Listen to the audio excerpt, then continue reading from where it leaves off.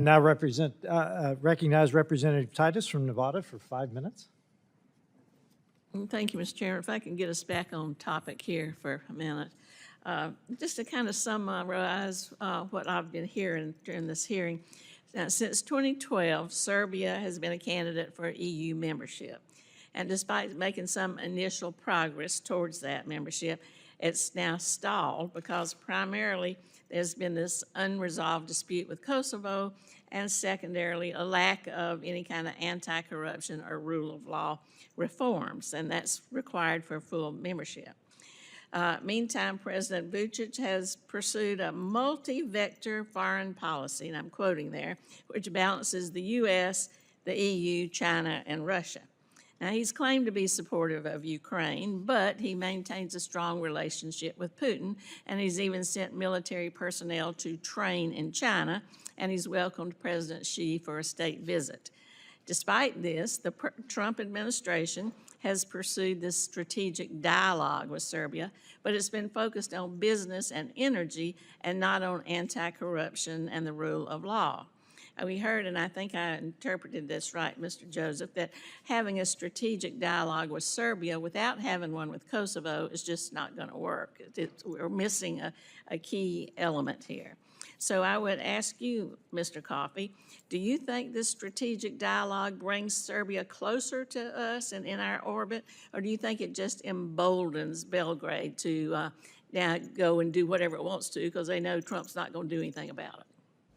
Thank you for the question. I share the frustration that many have when it comes to our engagement with Serbia.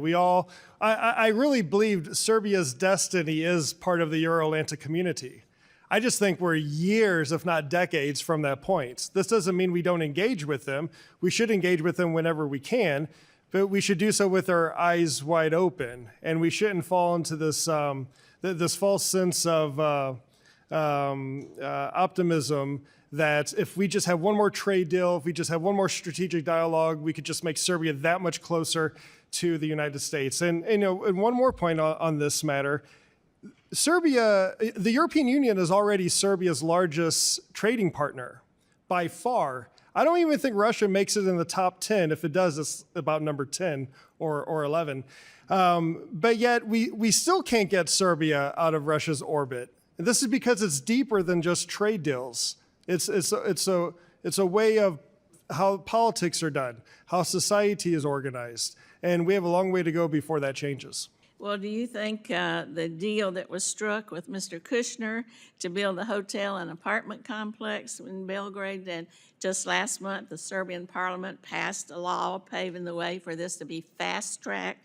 They called it a project of importance for the Republic of Serbia. You think that's the way to bring them closer to the U.S.? Admittedly, this is an issue that is outside my purview as a scholar focused on Europe and Eurasia. But I would say, generally speaking, in principle, it's something that does raise eyebrows. I'd say it's a question of the willingness to engage in corrupt behavior to attain certain personal ends as opposed to political ones. But Mr. Joseph, would you like to add to that?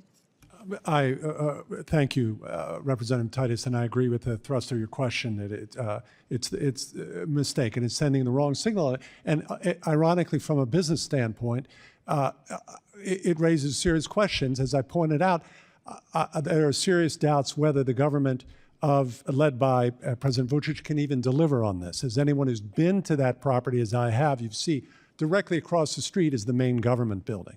And the opposition to this is broad and widespread. So it's tailor-made for further protest, and these devices, I believe, are not going to work to try to ram through and circumvent the cultural heritage protection. More widely on this question about whether Serbia is years away or closer, I actually believe it could be closer depending on the U.S. policy and our approach. The latest IRI poll, surprisingly, showed that Serbians are divided about evenly. In fact, there is 50% of the Serbian public has a net favorable posture towards NATO than is the opposite. So I think we're closer to that. And again, NATO's the solution. And I would just note here that the current Serbian ambassador to the United States, Dragan Šutanovac, former Minister of Defense, had long and correctly proposed Serbia's membership to NATO. Thank you. Now I yield back.